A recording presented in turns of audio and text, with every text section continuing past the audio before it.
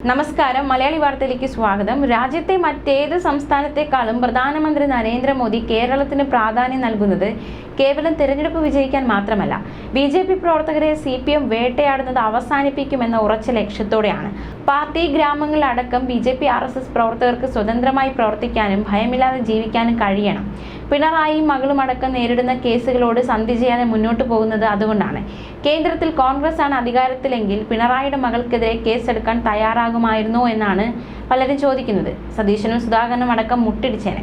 കാരണം അവർക്ക് പിണറായിയെ പേടിയാണ്. അതുകൊണ്ടാണ് പിണറായിക്കോ മകൾക്കോ എതിരായ കേസുകളുടെ കാര്യം തുറന്നടിച്ചുകൊണ്ടവർ പ്രചരണം നടത്താത്തത്. അവർ സർക്കാരിനെതിരായ ജനവികാരം മുതലെടുക്കുകയാണ് ചെയ്യുന്നത്. രമേശ് ചെന്നിത്തലയും ഉമ്മൻചാണ്ടിയും തിരുവഞ്ചൂർ രാധാകൃഷ്ണനും അടക്കം ഭരിക്കുമ്പോഴാണല്ലോ TP ചന്ദ്രശേഖരനെ CPM വെട്ടിനുറുക്കി കൊലപ്പെടുത്തിയത്. എന്നിട്ട് ഗൂഢാലോചനയെക്കുറിച്ച് വേഗത്തിൽ അന്വേഷിക്കുകയും പ്രതികളെ പിടികൂടുകയും ചെയ്യാതിരുന്നത് എന്തുകൊണ്ടാണ്? ഭയമല്ലാതെ മറ്റൊന്നുമല്ല. ആ ഭയം സംസ്ഥാനത്തെ BJP നേതാക്കൾക്കില്ല.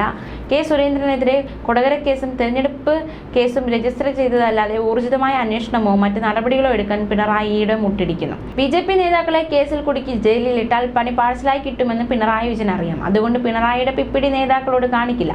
പകരം പ്രവർത്തകരെ പലവിധത്തിൽ ഉപദ്രവിക്കാനും സമ്മർദ്ദത്തിലാക്കാനും CPM എല്ലാ കുതന്ത്രങ്ങളും നടത്തുന്നുണ്ട്. പാനൂരിൽ ബോംബ് നിർമ്മിച്ചത് BJP പ്രവർത്തകർക്ക് നേരെ പ്രയോഗിക്കാനായിരുന്നെന്ന് റിമാൻഡ് റിപ്പോർട്ടിൽ സൂചിപ്പിക്കുന്നുണ്ട്. സംഭവത്തിന് 2 ആഴ്ച മുമ്പ് പ്രദേശത്തെ അമ്പലത്തിലെ ഉത്സവത്തോടനുബന്ധിച്ച് CPM പ്രവർത്തകർ BJP-കാരെ മർദ്ദിച്ചിരുന്നു. ഇരു കൂട്ടരെയും അറസ്റ്റ് ചെയ്തെങ്കിലും BJP-കാരനെതിരെ മാത്രം കാപ്പ ചുമത്തി. ഇത്തരത്തിൽ പ്രവർത്തകരുടെ മനോവീര്യം തകർക്കാനാണ് CPM നോക്കുന്നത്. അതിന് പോലീസിനെ അവർ ആയുധമാക്കുന്നു. BJP സ്ഥാനാർത്ഥികളുടെ ആത്മവിശ്വാസം കെടുത്താനായി എത്ര തരം താഴാനും ഇടതു നേതാക്കൾക്ക് മടിയില്ല.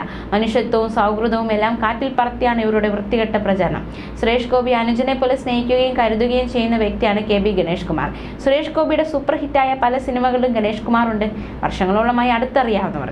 ഗണേഷിന്റെ രാഷ്ട്രീയ ജീവിതത്തിലും വ്യക്തി ജീവിതത്തിലും എന്തെല്ലാം മോശം സംഭവങ്ങളുണ്ടായി. രാഷ്ട്രീയത്തിൽ ഇറങ്ങും മുമ്പ് അതിനുശേഷവും ഗണേഷിനെ വ്യക്തിഹത്യ നടത്തുന്ന യാതൊരു സമീപനവും സുരേഷ് ഗോപി സ്വീകരിച്ചിട്ടില്ല, ഇനി സ്വീകരിക്കുകയുമില്ല. അതാണ് മനുഷ്യത്വം. ഗണേഷ് കുമാർ മന്ത്രിയായിരിക്കെ വനിതാ സുഹൃത്തിന്റെ ഭർത്താവ് മന്ത്രിമന്ദിരത്തിൽ കയറിയാണ് അദ്ദേഹത്തെ ക്രൂരമായി മർദ്ദിച്ചത്. ഈ സംഭവം അറിയാത്തവരാരുമില്ല. ഗണേഷിന്റെ ജീവിതത്തിലെ മറ്റു പല കാര്യങ്ങളും അങ്ങാടിപ്പാട്ടാണ്. സരിതയുടെ ഒരു കുട്ടിയുടെ പിതാവ് ഗണേഷാണെന്ന് CBI റിപ്പോർട്ട് തന്നെ പറയുന്നു. ഇങ്ങനെയൊക്കെ കുത്തഴിഞ്ഞ് ജീവിതം നയിച്ച ഒരാൾക്ക് സുരേഷ് ഗോപിയെ കുറ്റം പറയാൻ എന്ത് യോഗ്യതയാണുള്ളതെന്നാണ് രാഷ്ട്രീയ നിരീക്ഷകർ ചോദിക്കുന്നത്. സുരേഷ് ഗോപി പള്ളിയിൽ പോയി നോമ്പ് കഞ്ഞി കുടിച്ചത് വലിയ അപരാധമാണോ? അങ്ങനെയെങ്കിൽ കഴിഞ്ഞ ലെജിസ്ലേറ്റീവ് അസംബ്ലി തിരഞ്ഞെടുപ്പ് കാലത്ത് ഗണേഷ് കുമാറും ഭാര്യയും പെന്തക്കോസ്ത് പാസ്റ്ററുടെ അടുത്ത് പോയി പ്രാർത്ഥനയിൽ പങ്കെടുക്കുന്നതും പ്രാർത്ഥന കേട്ട് ഗണേഷ് കരയുന്നതും എല്ലാവരും കണ്ടതാണ്. സമൂഹ മാധ്യമങ്ങളിൽ ഇപ്പോഴും അതിന്റെ വീഡിയോ കാണാം. നായർ സർവീസ് സൊസൈറ്റിയുടെ ഡയറക്ടർ ബോർഡ് അംഗമായ ഗണേഷിന് പെന്തക്കോസ്ത് കൺവെൻഷനിൽ എന്ത് കാര്യമെന്ന് ഏതെങ്കിലും BJP-കാർ ചോദിച്ചോ? പ്രാർത്ഥനയിൽ പങ്കെടുത്തതിനെ ഏതെങ്കിലും BJP നേതാക്കൾ കുറ്റപ്പെടുത്തിയോ? ഇല്ല. അതൊക്കെ ഓരോരുത്തരുടെയും വ്യക്തിപരമായ കാര്യമാണെന്ന് അവർക്കറിയാം. അവർ ഇത്തരം വിഷയങ്ങളിൽ ഇടപെടാറില്ല. ആ ഒരു സാമാന്യ മര്യാദ പോലും ഗണേഷ് കുമാർ സുരേഷ് ഗോപിയോട് കാണിച്ചില്ല എന്നാണ് രാഷ്ട്രീയ നിരീക്ഷകർ ആരോപിക്കുന്നത്. ഇത് രാഷ്ട്രീയ പകപോക്കലാണ്. സുരേഷ് ഗോപിയുടെ ജനപിന്തുണയിൽ അസൂയ പൂണ്ട ഇടതു നേതാക്കൾ അദ്ദേഹത്തെ താറടിക്കാനും തരം താഴ്ത്താനും നടത്തുന്ന വൃത്തികെട്ട രാഷ്ട്രീയം എന്നാണ് രാഷ്ട്രീയ നിരീക്ഷകരുടെ ആരോപണം. ഇതിന് തൃശ്ശൂരിലെ മാത്രമല്ല കേരളത്തിലെ മുഴുവൻ ജനങ്ങളും തിരിച്ചടി നൽകുമെന്നും വിലയിരുത്തപ്പെടുന്നുണ്ട്. കാരണം രാഷ്ട്രീയത്തിന് അതീതമായി ചിന്തിക്കുകയും പ്രവർത്തിക്കുകയും ചെയ്യുന്നവരാണ് മലയാളികൾ.